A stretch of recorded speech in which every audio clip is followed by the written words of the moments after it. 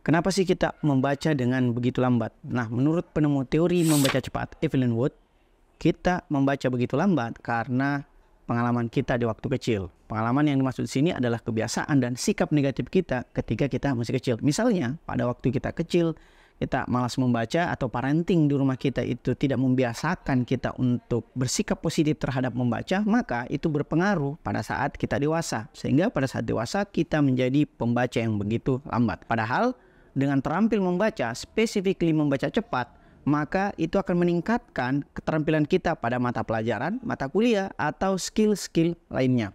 Nah, adapun indikator pembaca yang efisien menurut Evelyn Wood adalah ketika kita mampu konsentrasi, artinya ketika kita membaca pikiran kita tidak mengembara kemana-mana. Dan yang kedua adalah ketika kita tidak melakukan regresi atau pengulangan terhadap bacaan kita. Misalnya ketika kita membaca, kita ngulang-ulang lagi nih paragraf, kalimat, atau bahkan halaman berikutnya. Maka di situ kita termasuk kategori pembaca yang tidak efisien. Tetapi selama kita tidak mengulang, tidak regresi, atau fokus konsentrasi, maka kita disebut sebagai pembaca yang efisien. Nah, pertanyaannya kemudian, apakah dengan kita membaca cepat, itu tidak mengorbankan kepahaman kita terhadap apa yang kita baca? Atau dengan kata lain, apakah dengan membaca cepat kita akan gagal paham? Belum tentu. Walaupun kita mengerti bahwa membaca cepat tidak ada gunanya jika kita tidak paham apa yang kita baca. Sehingga penting untuk kita mengetahui cara cepat membaca dan sekaligus paham terhadap bahan bacaan yang kita baca dengan cepat tersebut. Yang pertama, pratinjo teks. Kita pratinjo apakah yang kita baca ini relevan dengan kebutuhan informasi kita atau tidak. Yang kedua, kita harus perkaya kosakata, karena kosakata yang sedikit membuat kita semakin gagal paham dan lambat dalam membaca. Yang ketiga, asosiasi bacaan. Ketika kita membaca, kita asosiasikan bahan bacaan kita dengan bacaan-bacaan yang sudah kita baca sebelumnya atau apa yang sudah kita simpan di memori kita. Yang keempat, gunakan mind mapping.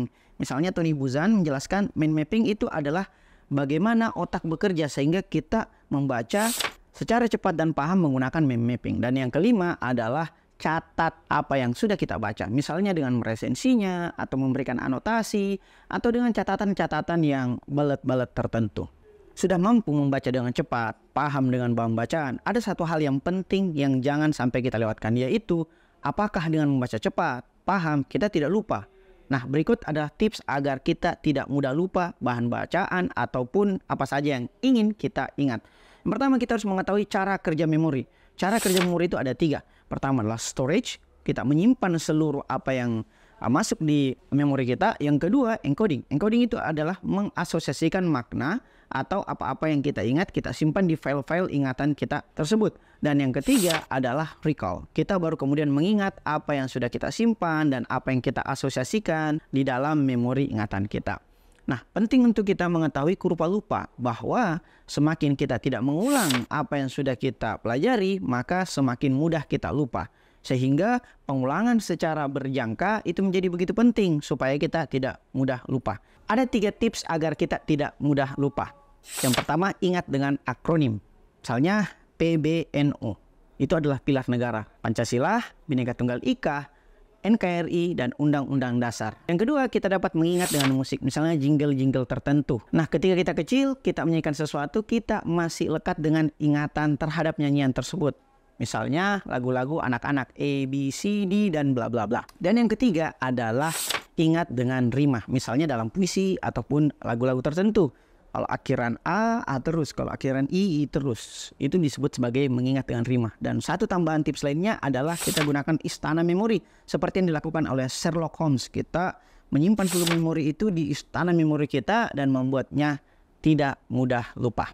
Nah, untuk membantu proses Anda membaca cepat, kita perlu mengetahui apa 3 kendala yang membuat kita membaca dengan begitu lambat. Yang pertama, kita sering melakukan vokalisasi. Vokalisasi itu artinya ketika kita membaca, kita menyuarakan bacaan tersebut.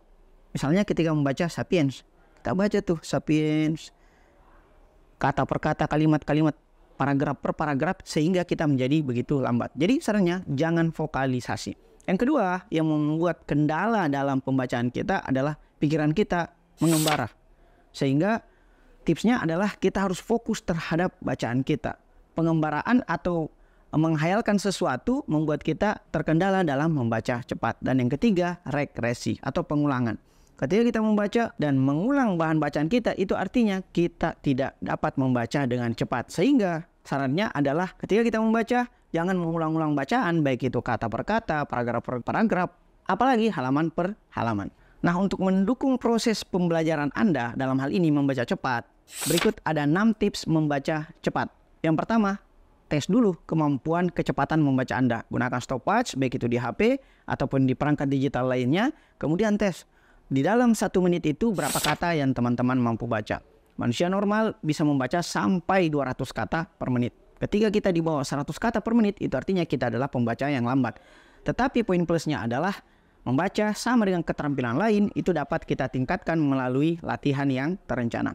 Tips yang kedua untuk membaca cepat adalah gunakan garis bawah. Misalnya kita telusuri bacaan yang kita baca, baik itu menggunakan pulpen atau pakai jari kita. Sehingga apa? Kita tidak melakukan regresi atau pengulangan terhadap apa yang kita baca. Tips yang ketiga terhadap membaca cepat adalah baca kalimat per kalimat, bukan kata per kata.